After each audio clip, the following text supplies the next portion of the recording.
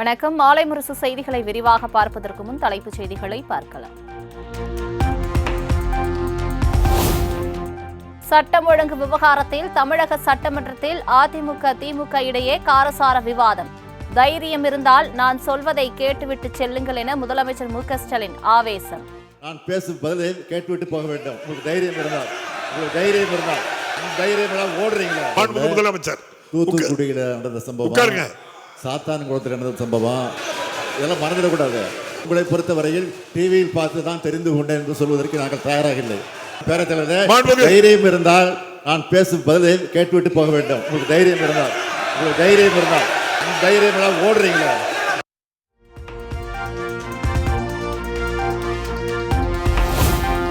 காவல்துறை சுதந்திரமாக செயல்பட்டு குற்றவாளி யார் என்றாலும் எந்த கட்சியை சார்ந்தவர்கள் என்றாலும் நடவடிக்கை எடுக்கும்.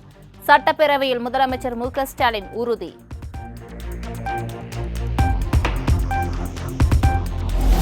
அதிமுக ஆட்சி காலத்தை விட கொலைகளின் எண்ணிக்கை தற்போது குறைவு. கொலை சம்பவங்களை பட்டியலிட்டு முதலமைச்சர் மு.க.ஸ்டாலின் விளக்கம்.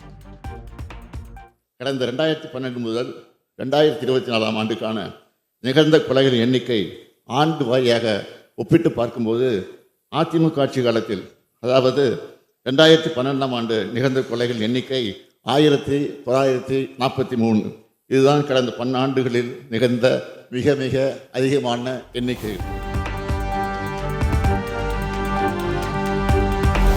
சட்டமன்றத்திலிருந்து அதிமுக எம்எல்ஏக்கள் வெளிநடப்பு. ஒரே நாளில் நடந்த 4 கொலை சம்பவங்கள் குறித்து விவாதிக்க அனுமதி மறுக்கப்பட்டதாக எடப்பாடி பழனிசாமி குற்றச்சாட்டு.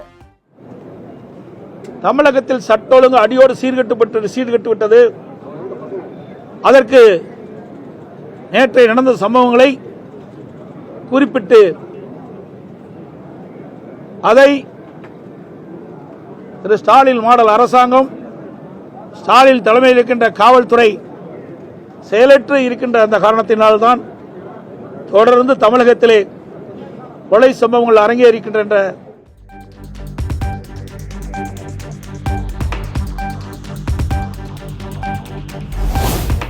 முதலமைச்சரின் கீழ் உள்ள காவல்துறை கொலை மற்றும் கொள்ளை நிகழ்வுகளை கைகட்டி வேடிக்கை பார்ப்பதாக எடப்பாடி பழனிசாமி குற்றச்சாட்டு. தமிழகத்தில் காவல்துறை என்ற ஒன்று இருக்கிறதா என்ற சந்தேகம் எழுந்துள்ளதாகவும் சாடல்.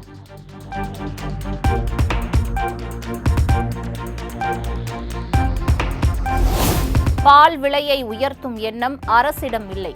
லிட்டர் ஒன்றுக்கு 50 ரூபாய் கொள்முதல் விலையாக வழங்க வேண்டும் என்ற அதிமுக உறுப்பினர் ஜெயசங்கரன் கேள்விக்கு அமைச்சர் ராஜகண்ணப்பன் பதில்.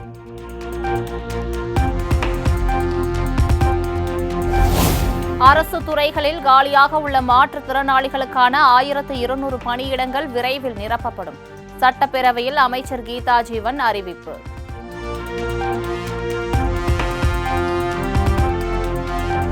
தமிழகத்தில் இந்த ஆண்டில் மட்டும் 5 லட்சம் மெட்ரிக் டன் நெல் கூடுதலாக கொள்முதல். தேவைப்படும் இடங்களில் நேரடி நெல் கொள்முதல் நிலையங்கள் அமைக்கப்படும் என்றும் அதிமுக எம்எல்ஏ ஜெயசங்கரன் கேள்விக்கு உணவுத்துறை அமைச்சர் சக்கரபாணி பதில்.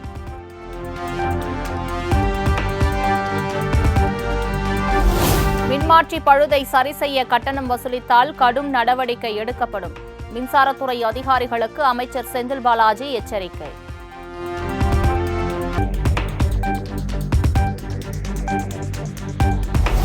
மத்திய அரசின் தொகுதி மறுசீரமைப்பு விவகாரத்தில் தமிழக எம்பிக்கள் கடும் அமளி. தொடர் அமளியால் நாடாளுமன்ற இரு அவைகளும் பிற்பகல் 2 மணி வரை ஒத்திவைப்பு.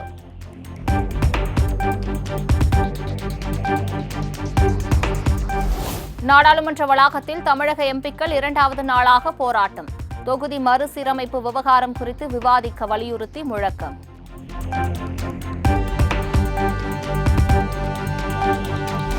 தொகுதி மறுவரையறை விவகாரத்தில் மக்கள் தொகையை கட்டுப்படுத்திய மாநிலங்கள் கடுமையாக பாதிக்கப்படும். மத்திய அரசின் தெளிவான விளக்கம் அளிக்க வேண்டும் என்று திமுக எம்பி கனிமொழி வலியுறுத்தல்.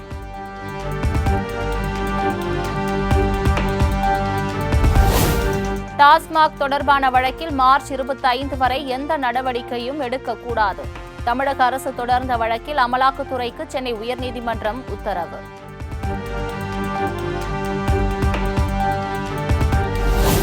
ஈரோடு மாவட்டம் சித்தோடு அருகே ரவுடி ஜான் சரமாரியாக வெட்டி கொல்லப்பட்ட விவகாரம். 4 பேர் ஏற்கனவே கைது செய்யப்பட்ட நிலையில் சேலத்தில் பதுங்கியிருந்த பார்த்திபன், அழகரசன் உள்ளிட்ட மேலும் 5 பேரை கைது செய்தது காவல்துறை.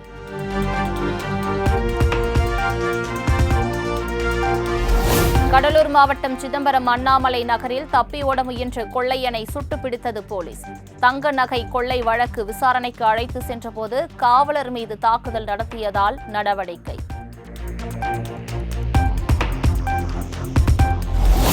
புதுக்கோட்டை வேங்கை வயலில் குடிநீர் தொட்டியில் மனிதகழவு கலந்த வழக்கு குற்றச்சாட்டுக்கு ஆளான முரளிராஜா, சுதர்ஷன், முத்துகிருஷ்ணன் ஆகிய 3 பேர் புதுக்கோட்டை நடுவர் நீதிமன்றத்தில் இன்று மீண்டும் ஆஜர்.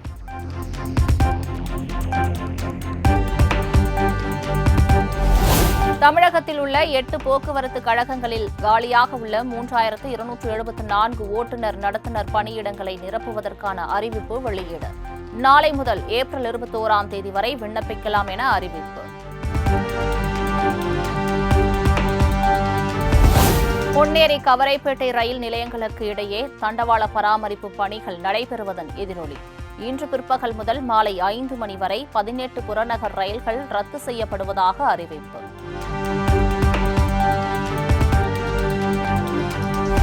கன்னியாகுமரி மாவட்டம் நிரணியில் அருகே ரயில் தண்டவாளத்தில் வைக்கப்பட்டிருந்த கான்கிரீட் கற்கள் அகற்றம். கன்னியாகுமரி மங்களூர் பரசுராம் எக்ஸ்பிரஸ் ரயிலின் லோகோ பைலட் ரயிலை நிறுத்தியதால் அசம்பாவிதம் தவிர்ப்பு.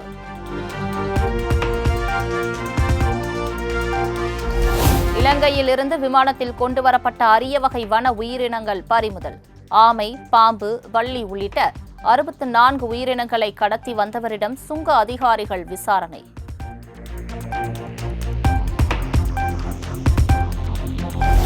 பாஜகவின் ராஜா ஒரு மதவாத சக்தி என அமைச்சர் சேகர்பாபு விமர்சனம். குற்றவாளிகள் அண்டை மாநிலங்களுக்கு ஓட்டம் பிடிக்கும் வகையில் தமிழக காவல்துறையின் செயல்பாடு உள்ளதாகவும் பெருமிதம்.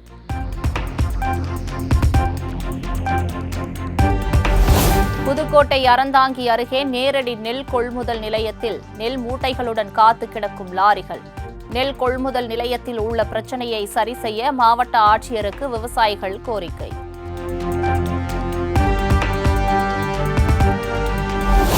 இலங்கை சிறையிலிருந்து விடுவிக்கப்பட்ட நாகை, மயிலாடுதுறை மற்றும் காரைக்கால் மீனவர்கள் 13 பேர் தாயகம் வருகை. விமான நிலையத்திலிருந்து வாகனங்கள் மூலம் சொந்த ஊர்களுக்கு அனுப்பி வைப்பு.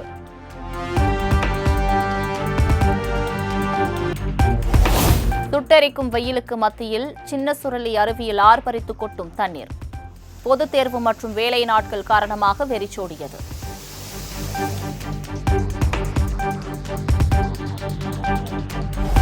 உதகை தாவரவியல் பூங்கா அருகே உள்ள தோடரின மக்களின் கோவிலில் கூரை மாற்றும் பணி தீவிரம். தோடர் மக்களின் கலாச்சார நடனத்தை கண்டு ரசித்த மாவட்ட ஆட்சியர்.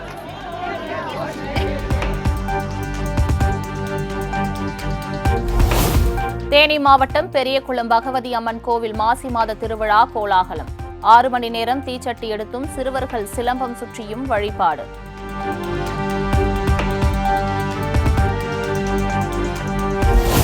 இன்று உலக சிட்டுக்குருவிகள் தினம். வாழவிடு என்ற கொள்கைக்கு ஏற்ப சிட்டுக்குருவிகளுக்கு உணவளிப்போம், அழிவின் விளிம்பிலிருந்து காப்போம்.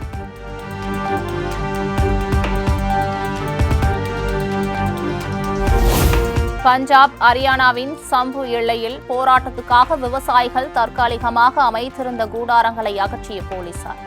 மத்திய அரசுக்கு எதிராக தொடர் போராட்டத்தில் ஈடுபட்ட விவசாயிகளை வலுக்கட்டாயமாக கைது செய்ததால் பரபரப்பு.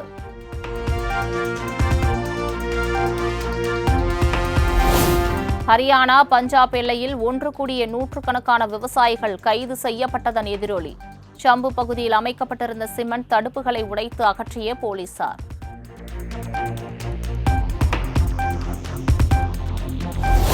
ஏப்ரல் 2 முதல் 4ஆம் தேதி வரை தாய்லாந்துக்கு சுற்றுப்பயணம் மேற்கொள்கிறார் பிரதமர் நரேந்திர மோடி. தெற்கு ஆசியா மற்றும் தென்கிழக்கு ஆசியாவில் உள்ள 7 நாடுகள் அடங்கிய பிம்ஸ்டெக் மாநாட்டில் பங்கேற்கிறார்.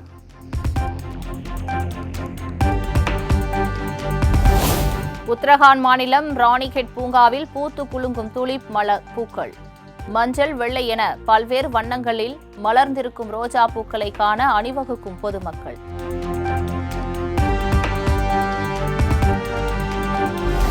பொதுமக்களை மனித கேடயங்களாக பயன்படுத்துவதை விடுத்து அமாஸ் அமைப்பினர் காசாவை விட்டு உடனடியாக வெளியேற வேண்டும், இல்லையெனில் காசாவை கைப்பற்றுவது உறுதி என இந்தியாவுக்கான இஸ்ரேல் தூதர் ரூவன் அசார் எச்சரிக்கை. அமெரிக்காவில் அதிகப்படியான செலவினத்தை குறைக்கும் நடவடிக்கையில் ட்ரம்ப் நிர்வாகம் தீவிரம். பென்டகனில் சுமார் 60,000 ராணுவ ஊழியர்கள் பணி நீக்கம் செய்யப்படுவதாக அதிரடி அறிவிப்பு.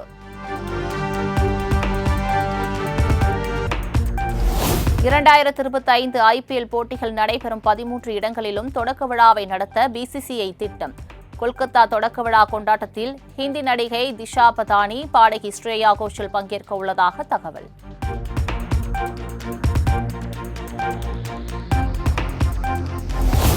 IPL 18வது சீசனையொட்டி Chennai Super Kings, Mumbai Indians உள்ளிட்ட 10 அணிகளின் கேப்டன்களுடன் BCCI இன்று முக்கிய ஆலோசனை.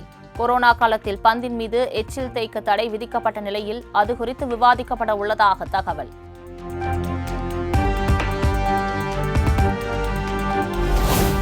(2025) ICC சாம்பியன்ஸ் டிராபியை வென்ற இந்திய அணிக்கு 58 கோடி ரூபாய் ரொக்க பரிசு. இந்திய கிரிக்கெட் கட்டுப்பாட்டு வாரியம் அறிவிப்பு.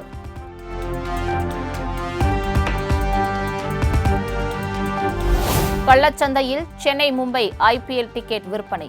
2,500 ரூபாய் டிக்கெட் 4,000க்கும், 7,500 ரூபாய் டிக்கெட் 10,000 ரூபாய்க்கும் விற்பனை செய்யப்பட்டதால் ரசிகர்கள் அதிர்ச்சி.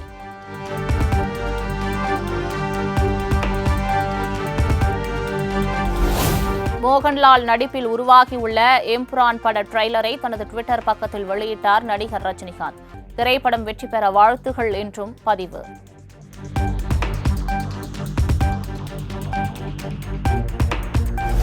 இசைஞானி இளையராஜாவுடன் இயக்குநர்கள் RV Udhayakumar, P Vasu, KS Ravikumar, RK Selvamani ஆகியோர் சந்திப்பு.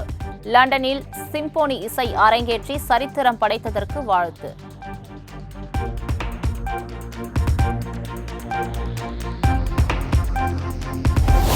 தி ஒண்டர்மெண்ட் என்ற பெயரில் வட அமெரிக்காவில் இசை நிகழ்ச்சி நடத்தப்படும். கோடைக்கால சிறப்பு நிகழ்ச்சி குறித்த அறிவிப்பு விரைவில் வெளியாகும் என இசைப்புயல் AR ரஹ்மான் அறிவிப்பு.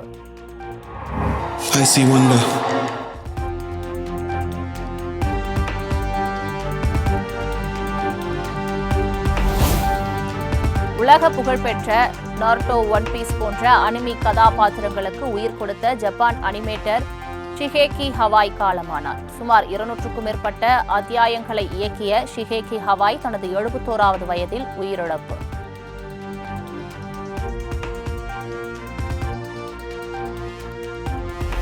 புதுச்சேரியில் அரசுக்கு சொந்தமான விடுதியை திரைப்பட இயக்குநர் விக்னேஷ் சிவன் விலைக்கு கேட்ட விவகாரம். அரசு இடங்களை கேட்பதற்கு சட்டத்தில் முகாந்தரம் இல்லை என சட்டப்பேரவையில் அமைச்சர் நமச்சிவாயம் பதில்.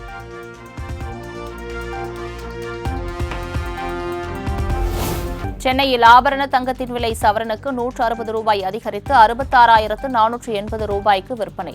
1 கிராம் தங்கம் 20 ரூபாய் உயர்ந்து 8,310 ரூபாய்க்கு விற்பனை.